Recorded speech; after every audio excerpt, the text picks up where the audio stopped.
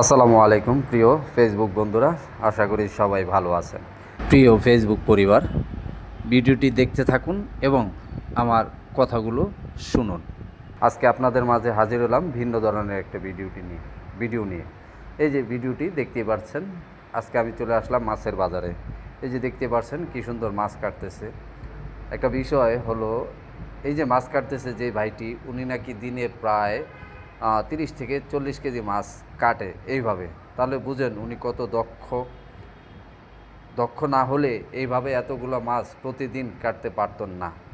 ঠিক তেমনই আমার উদ্দেশ্যটা হলো, ঠিক তেমনই ফেসবুকে এসে আপনি যত ভালোবাসা দিবেন তত ভালোবাসা পাবেন। নতুনদেরকে বেশি বেশি ভালোবাসা দিবেন, দেখবেন নতুনরা আপনাকে মাথায় তুলে রাখবে। আরেকটা বিষয় হলো, অবশ্যই নতুনদের করণীয় হলো সামনে আসা প্রত্যেকটা ভিডিওতে একটা লাইক এবং একটা সুন্দর গঠনমূলক কমেন্টস করা। তাহলেই দেখবেন নতুনরাও এগোতে পারবেন। আর স্টার সেন্টারদেরকে বরাবরই বলবো, স্টার সেন্টারদেরকে যত পারেন বেশি বেশি ভালোবাসা দিবেন, তাদের পিছনে আঠার মতো লেগে থাকবেন। তাহলে দেখবেন আপনার আইডি আরও গ্রো হবে, আরও উন্নত হবে এবং সামনের দিকে এগিয়ে যেতে পারবেন ইনশাআল্লাহ।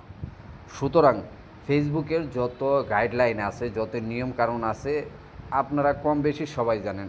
আপনারা অনেকেই আমাদের বেশি বুদ্ধিমান, অনেক সিনিয়র। আশা করি আপনারা আমার কথাগুলো বুঝতে পারছেন। তো ফেসবুকের যত নিয়মকানুন আছে, গাইডলাইন আছে, সব গাইডলাইন মেনে আপনারা সামনের দিকে এগিয়ে যাবেন ইনশাআল্লাহ। ফেসবুকে একদিন সফলতা পাবেনই। তো আবারও বলছি, এই যে আমাদের মাছ কাটা ভাইটা, উনি দিনে 30 থেকে 40 কেজি মাছ কাটে। সুতরাং ওনার যদি সেই টেকনিক না থাকতো তাহলে তিনি কখনোই এতগুলো মাছ একসঙ্গে কাটতে পারতেন না। সুতরাং আবারও বলবো, ফেসবুকে বেশি বেশি ভালোবাসা দিন এবং ভালোবাসা নিন। তাহলেই দেখবেন আপনার আইডি আরও গ্রো হবে এবং ফেসবুকের যত নিয়মকানুন আছে সব নিয়মকানুন মেনে চলবেন, ইনশাআল্লাহ আপনিও সফলতা পাবেন।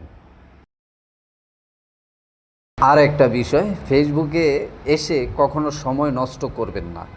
ফেসবুকে এসে আপনার প্রয়োজনে যতটুকু সময় আছে ততটুকু সময় ফেসবুকে কাজে লাগান।